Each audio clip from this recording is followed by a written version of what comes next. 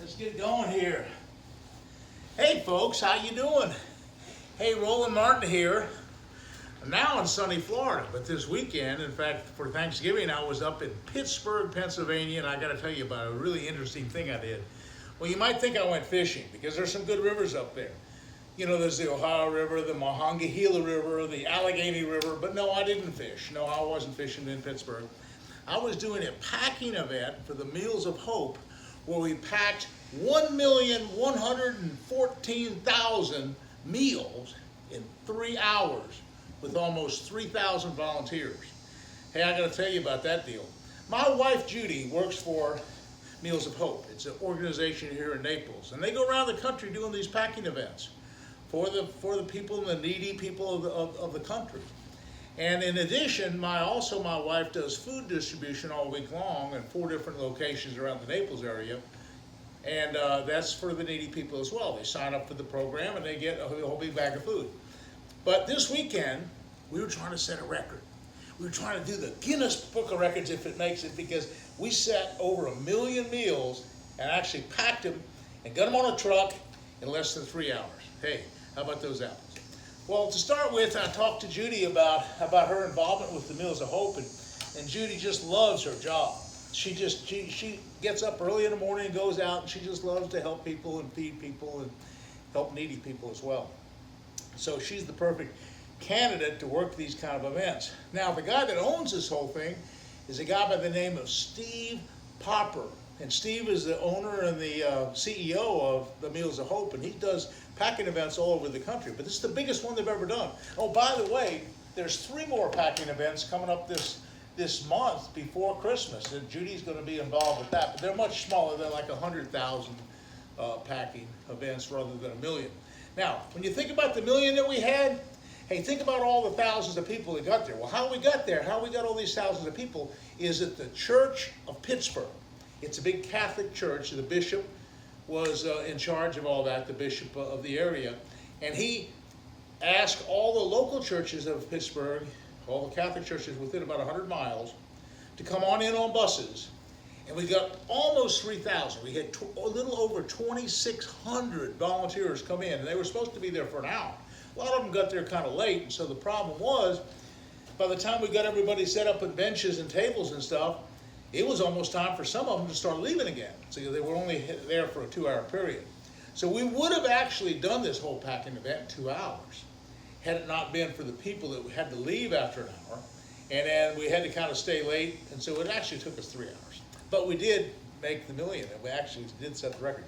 But it's really amazing when you look at all the people that were there. The young kids that were 5 and 6 and 7 years old, they're all measuring stuff. They're measuring the soy. They're measuring the macaroni. They're putting cheeses in a box. Then there's other people with the sealers, and they're holding the bags and they're sealing them. Now, these things are sealed as a meal and are good for 2 years. I take them on camping trips and now on fishing trips. They're a great stable meal. It's wonderful. But anyway, there's like 4 different meals that the Meals of Hope make up like this in 4 different menus, and this was just one of them.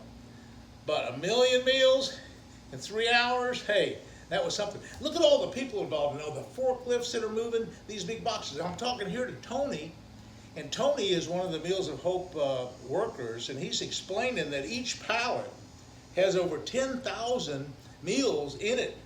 And so that's how they're making the count. They're counting each pallet as, say, some 10,000.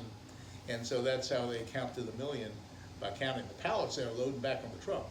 Now, these trucks are distributing food to the local Pittsburgh area.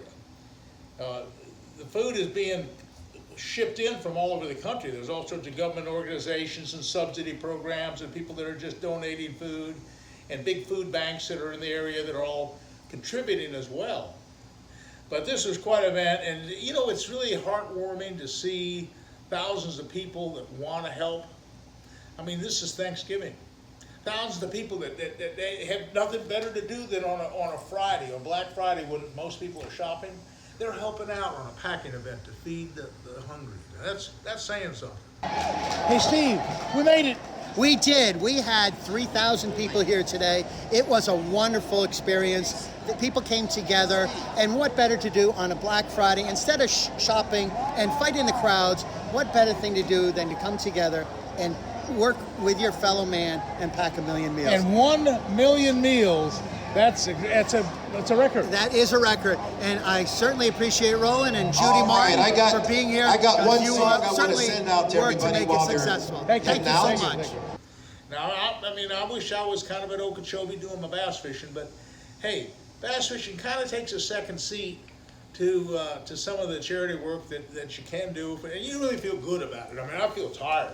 I mean, I cut boxes, and I carried big things of soy around and poured stuff in buckets, and I worked just like a dog.